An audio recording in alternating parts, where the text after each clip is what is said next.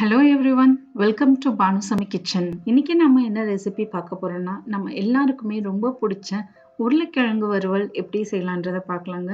இது சாம்பார் சாதத்துக்கு, ரச சாதத்துக்கு இல்ல ஏதாவது ஒரு வெரைட்டி ரைஸ்க்கு சாப்பிட்டீங்கன்னா அவ்வளோ டேஸ்டா இருக்கும். வாங்க இதை எப்படி செய்யலாம்ன்றதை பார்க்கலாம்.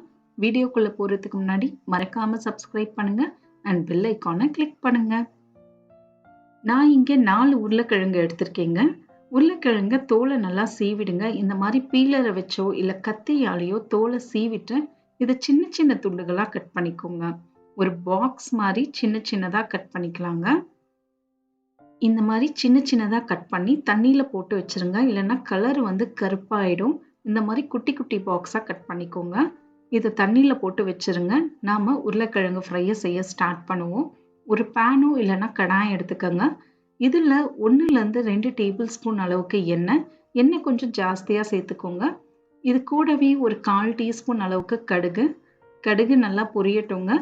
கடுகு நல்லா பொரிஞ்சதுக்கு அப்புறம் ஒரு 1/4 டீஸ்பூன் சீரகம், 1/4 டீஸ்பூன் உளுத்தம் பருப்பும் சேர்த்துக்கோங்க. அடுப்பு தீயை மிதமான சூட்டுல வச்சிருங்க, இல்லைன்னா கருகிடும்.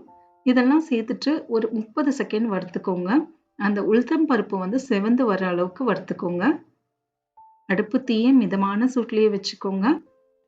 இப்போ இதுல ஒரு 4-5 பல் பூண்டை தட்டி சேர்த்துக்கோங்க. கொஞ்சமா கருவேப்பிலை. பூண்டு 4-5 அதிகமாவே சேர்த்துக்கோங்க. அப்பதான் ஃப்ளேவரும் ரொம்ப நல்லா இருக்குங்க. பூண்டை இடிச்சு சேர்த்துட்டு ஒரு 30 செகண்ட் இந்த மாதிரி வறுத்துக்கோங்க. இப்போ நாம கட் பண்ணி வச்சிருந்த உருளைக்கிழங்கு இதுல சேர்த்துடலாங்க. தண்ணி இல்லாம தண்ணியை ஃபுல்லா வடிகட்டிட்டு சேர்த்துக்கோங்க. சேர்த்துட்டு இதை 1 நிமிஷம் நல்லா அந்த எண்ணெயிலேயே நல்லா வதக்கிக்கோங்க. அப்போதான் நமக்கு கிறிஸ்பியா இருக்கும். நம்ம எப்பவுமே இந்த மாதிரி ஃப்ரை எல்லாம் பண்ணும்போது உருளைக்கிழங்கு கிறிஸ்பியா வேணும்னா தண்ணியை சேர்க்காதீங்க. எண்ணெயிலேயே நாம இதை ஃப்ரை பண்ணணுங்க. அப்போதான் நமக்கு கிறிஸ்பியா மொறுன்னு வரும். 1 நிமிஷம் இதை எண்ணெயிலேயே நல்லா வதக்கிட்டு இதை அப்படியே வதக்கிட்டே இருங்க. நம்ம மூடியை போட்டு க்ளோஸ்லாம் பண்ணக்கூடாதுங்க. ஏன்னா தண்ணி விடுது அப்படின்னா உருளைக்கிழங்கு சாஃப்ட் ஆயிடும். அதனால ஒரு 3 நிமிஷம் நம்ம அப்பப்போ இதை வதக்கிட்டே இருக்கலாங்க. பாருங்க, 3 நிமிஷத்துக்கு அப்புறம் உருளைக்கிழங்கு நல்லா கிறிஸ்பி ஆயிடுச்சு. பாருங்க, கலரும் சேஞ்ச் ஆயிடுச்சு.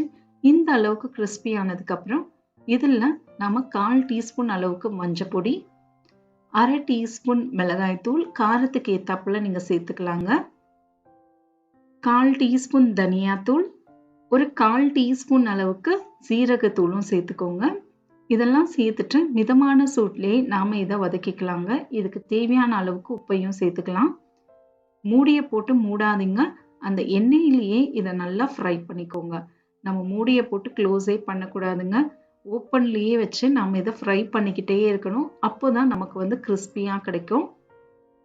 பாருங்க, இந்த அளவுக்கு நல்லா ஃப்ரை பண்ணதுக்கு அப்புறம் நாம இதை லோ ஃப்ளேம்ல 1 நிமிஷம் அப்படியே வச்சிடலாங்க. மூடி போடாம வச்சிருங்க. 1 நிமிஷத்துல அந்த மசாலா எல்லாமே ஃபுல்லா அந்த உருளைக்கிழங்கோட கோட் ஆயிடுச்சு. பாருங்க, இந்த அளவுக்கு மொறுன்னு கிறிஸ்பியா இருக்குங்க. அவ்வளவுதாங்க, நமக்கு உருளைக்கிழங்கு ஃப்ரை ரெடி ஆயாச்சு.